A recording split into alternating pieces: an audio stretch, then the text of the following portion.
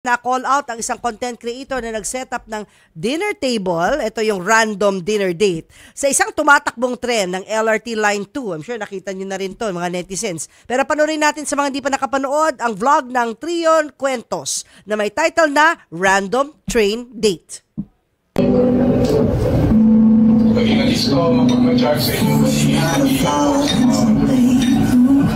hindi po natin na prioridad ng buwan, mga senior citizen, mga pulis, mga masaya kami kasama ko dito na bata.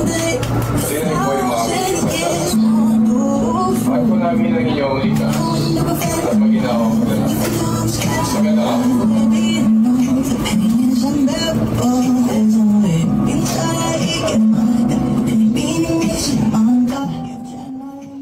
Well, what do you think, netizens? Ikaw, Papa, what do you think? O yan, kompleto ang kanyang props, ha? Ready siya. May mesa, may props, at meron pa siyang, tagbo doon, kakuntsaba, dahil may lalaki, di ba, nagbigay ng table, ng props, naka-costume siya.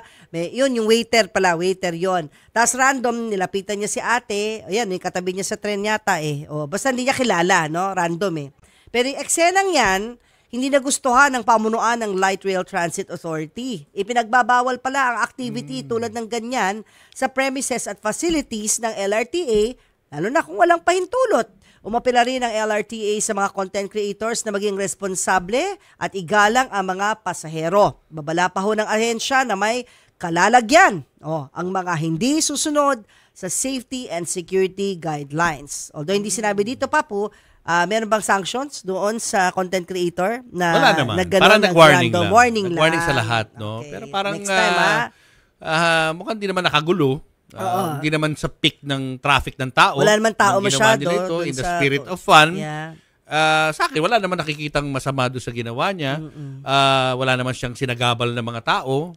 Pero ibang usapan kapag ginawa niya sa mga peak hours ng pagbiyahe, baka magwala na yung mga pasahero doon. So, hindi lang yun. Pag talsikan yung mga babasagin na yun, may maa-aksidente. Siguro paalam lang next time. Paalam na lang. Yeah. Tama yan, be responsible sa content na nilalabas nyo.